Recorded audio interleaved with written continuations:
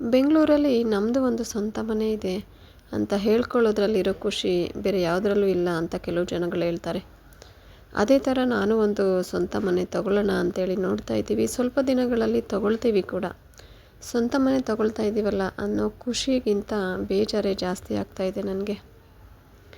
ಯಾಕೆ ಅಂತ ಹೇಳ್ತೀನಿ. ವಿಡಿಯೋ ಎಲ್ಲೂ ಸ್ಕಿಪ್ ಮಾಡಬೇಡಿ, ಫುಲ್ ವಿಡಿಯೋ ನೋಡಿ. ಹಾಗೆ ನನ್ನ ವಿಡಿಯೋಗಳಿಗೆ ಸಪೋರ್ಟ್ ಮಾಡಿ ಅಂತ ಕೇಳ್ಕೊಳ್ತಾ ಬನ್ನಿ ನೋಡುವ ಈ ವಿಡಿಯೋದಲ್ಲಿ ಏನಿದೆ ಅಂತೇಳಿ. ನಮಸ್ತೆ ಎಲ್ರಿಗೂ. ಎಲ್ಲರೂ ಹೇಗಿದ್ದೀರಾ? ಎಲ್ಲರೂ ಚೆನ್ನಾಗಿದ್ದೀರಾ ಅಂತ ಅಂದ್ಕೊಂಡು ನಾನು ಕೂಡ ತುಂಬಾ ಚೆನ್ನಾಗಿದ್ದೀನಿ. ಎಂದಿನಂತೆ ನಮ್ಮದು ಮನೆ ಹುಡುಕಾಟ ಶುರುವಾಗಿದೆ. ಇನ್ನೂ 15-20 ದಿವಸ ಇದೆ ಟೈಮು. ಅಷ್ಟರಲ್ಲಿ ಇನ್ನೂ ಬೆಸ್ಟ್ ಮನೆ ಸಿಗುತ್ತೇನೋ, ನಮಗೆ ಇಷ್ಟವಾದ ಮನೆ ಸಿಗುತ್ತೇನೋ ಅಂಥೇಳಿ ಹುಡುಕಾಟದಲ್ಲೇ ಇದ್ದೀವಿ. ಒಂದು 3-4 ಮನೆ ಲಿಸ್ಟ್ ಮಾಡಿ ಇಟ್ಟಿದ್ದೀವಿ. ಅದು ಇನ್ನೂ ಟೈಮ್ ಇದೆಯಲ್ಲ, ಬೆಟರ್ ಮನೆ ಸಿಗ್ಬೋದು, ನಮಗೆ ಇಷ್ಟವಾದ ಮನೆ ಸಿಗ್ಬೋದು ಅಂಥೇಳಿ ಹುಡುಕಾಟ ಮಾಡ್ತಿದ್ದೀವಿ. ಇದು ಒಂದು ಸೈಟ್ ಮನೆ.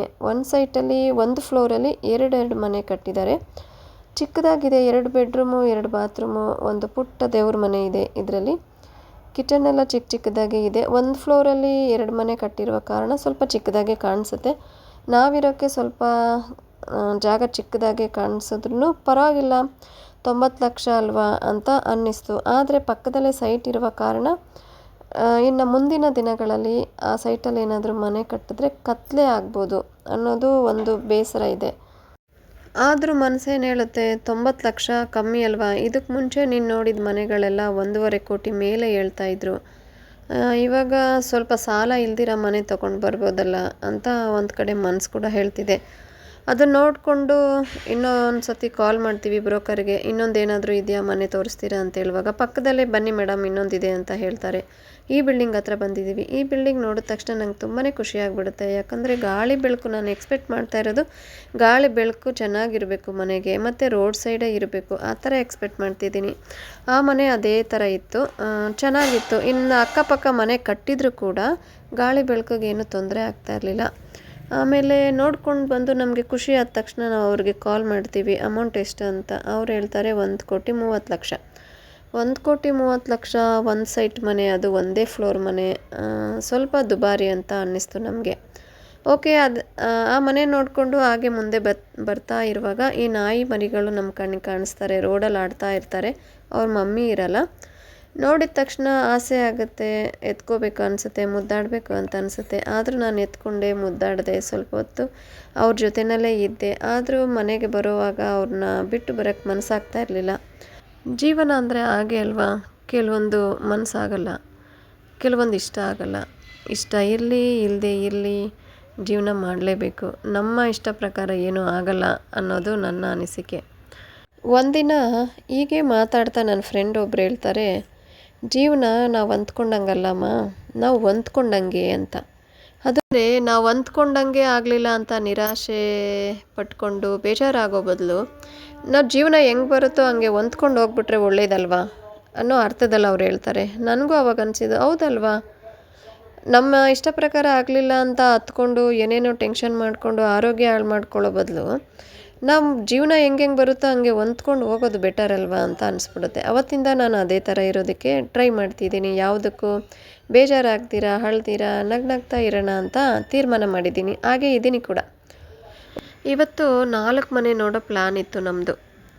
ಅದರಲ್ಲಿ 2 ಮನೆ ಅಷ್ಟೇ ನೋಡೋಕ್ಕೆ ಸಾಧ್ಯ ಆಯಿತು. ಇನ್ನೆರಡು ಮನೆ ಕೀ ಇಲ್ಲ ಅಂಥೇಳಿ ನೋಡೋಕ್ಕಾಗಲಿಲ್ಲ. ಆ 2 ಮನೆ ಫೋಟೋ ಅಂತೂ ನಾನು ತಗೊಳ್ಳಿಲ್ಲ, ಯಾಕಂದರೆ ಒಳಗಡೆ ನೋಡಲಿಲ್ವಲ್ಲ. ಹಾಗಾಗಿ ಫೋಟೋ ತಗೊಳ್ಳೋ ಅವಶ್ಯಕತೆ ಇಲ್ಲ, ವೀಡಿಯೋ ಫೋಟೋಸ್ ಏನು ಬೇಡ ಅಂದ್ಕೊಂಡು ಹಾಗೆ ಬಂದು.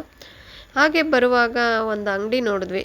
ನಮ್ಮ ಬೇಬಿಗೆ ಊಟ ಬೇಕಾಗಿರುತ್ತೆ, ಅಂದರೆ ಕ್ಯಾಟ್ ಬೇಬಿಗಳಿಗೆ ಊಟ ಬೇಕಾಗಿರುತ್ತೆ, ತೊಗೊಂಡೋಗೋಣ ಅಂಥೇಳಿ ಒಂದು ಅಂಗಡಿಗೆ ಬಂದಿದ್ದೀವಿ. ಇಲ್ಲಿ ಸರ್ಚ್ ಮಾಡ್ತಾ ಇದ್ದೀನಿ ಯಾವ ಊಟ ತಗೊಂಡ್ರೆ ಚೆನ್ನಾಗಿದೆ, ಮತ್ತು ಆಫರ್ ಏನಿದೆ ಅಂಥೇಳಿ ನೋಡ್ತಾ ಇದ್ದೀನಿ. ಹಾಗೆ ಹೋಗೋ ದಾರಿಯಲ್ಲಿ ನಾಯಿಗಳು ಸಿಗುತ್ತೆ ನಮಗೆ, ರೋಡ್ ನಾಯಿ. ಆ ರೋಡ್ ನಾಯಿಗಳಿಗೂ ಕೂಡ ಸ್ವಲ್ಪ ಹಾಕ್ಬಿಟ್ಟು ಹೋಗೋಣ ಹೀಗೇನೆ ಅಂಥೇಳಿ ಅವ್ರಿಗೂ ತೊಗೊಳ್ಳೋಣ, ಆಫರ್ ಏನಾದರೂ ಕೊಡ್ತಾರಾ ಅಂಥೇಳಿ ನಾನು ಸರ್ಚ್ ಮಾಡ್ತಾ ಇದ್ದೀನಿ. ಎಲ್ಲರೂ ಹೇಳ್ತಾರೆ ಮೊಸರನ್ನ ಹಾಕ್ರಿ, ಹಾಲನ್ನು ಹಾಕ್ರಿ, ಹೊಟ್ಟೆ ಹಸಿದ್ರೆ ತಿಂತಾರೆ, ಇಲ್ಲ ಅಂದರೆ ಇಲ್ಲ ಅಂತ. ನನಗೆ ಆ ಥರ ನೋಡೋಕ್ಕೆ ಹಾಕೋಕ್ಕೆ ಬರಲ್ಲ, ಮನಸ್ಸೊಪ್ಪಲ್ಲ. ನಾವು ಇಷ್ಟಪಟ್ಟು ಏನೇನೋ ತಿನ್ನುವಾಗ ಅವರು ಪಾಪ ಹೊಟ್ಟೆ ತುಂಬ ಊಟ ತಿನ್ನಲಿ ಅನ್ನೋದು ನನ್ನ ಆಸೆ. ಊಟ ತಗೊಂಡು ಬರುವಾಗ ದಾರಿಯಲ್ಲಿ ಇವರು ನಾಯಿಗಳು ಗೊತ್ತೇ ಇದೆ, ಹಳೆ ವೀಡಿಯೋಸ್ ನೋಡಿದ್ರೆ ನಿಮಗೆ ಗೊತ್ತಾಗುತ್ತೆ. ಇವ್ರಿಗೆ ದಿನ ನಾನು ಊಟ ಹಾಕ್ತಾಯಿದ್ದೆ, ಸಾಯಂಕಾಲ ಆದರೆ ಊಟ ಹಾಕ್ತಾಯಿದ್ದೆ.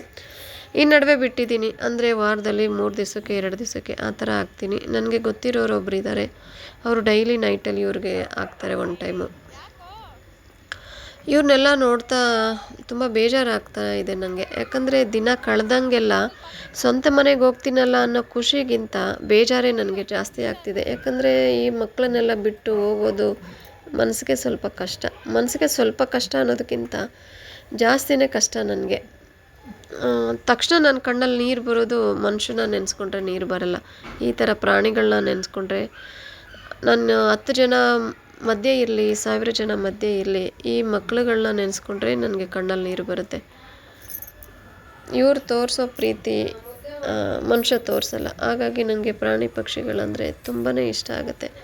ಸರಿ, ಅಲ್ಲಿಂದ ಮನೆಗೆ ಬಂದ್ವಿ. ಏನಾದರೂ ತಿನ್ನಬೇಕು, ಹೊಟ್ಟೆ ಹಸಿವಾಗ್ತಿದೆ, ಬೇಜಾರು ಕೂಡ ಆಗ್ತಿದೆ ಅಂತ ಹೇಳುವಾಗ ನಮ್ಮ ಮಗಳು ಪಿಜ್ಜಾ ಆರ್ಡ್ರ್ ಮಾಡಿ ತರಿಸಿದ್ದಾಳೆ. ಇದನ್ನು ಒಂದೊಂದು ಪೀಸ್ ತಿನ್ನೋಣ, ಆಮೇಲೆ ಅಡುಗೆ ಮಾಡೋಣ ಅಂದ್ಕೊಂಡು ಸದ್ಯಕ್ಕೆ ಇದನ್ನು ತಿಂತಾ ಇದ್ದೀವಿ.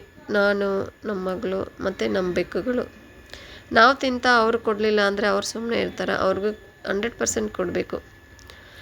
ಅವ್ರಿಗೂ ಕೊಟ್ಟು ನಾನು ತಿನ್ನೋದ್ರಲ್ಲಿರೋ ಖುಷಿನೇ ಬೇರೆ, ತುಂಬ ಚೆನ್ನಾಗಿರುತ್ತೆ. ಇವಾಗ ಚಿಕ್ಕ ಮಕ್ಕಳು, ನಮ್ಮ ಮಕ್ಕಳಾದರೆ ಸುತ್ತ ಅವ್ರಿಗೂ ತಿನ್ನಿಸ್ಕೊಂಡು ನಾವು ತಿನ್ಕೊಂಡಿರ್ತೀವಲ್ವ, ಅವರು ತಿನ್ನೋದನ್ನ ನೋಡ್ತಾ ಖುಷಿ ಪಡ್ತಾ ಇರ್ತೀವಲ್ಲ, ಅದೇ ಥರ ನನಗೆ ಫೀಲ್ ಆಗುತ್ತೆ. ಓಕೆ ಫ್ರೆಂಡ್ಸ್, ಇವತ್ತಿನ ವಿಡಿಯೋ ಇಷ್ಟೇ. ಮತ್ತೆ ಹೊಸ ವಿಡಿಯೋ ಜೊತೆ ಸಿಗ್ತೀನಿ ಅಂತ ಹೇಳ್ತಾ ಟಾಟಾ, ಬಾಯ್ ಬಾಯ್.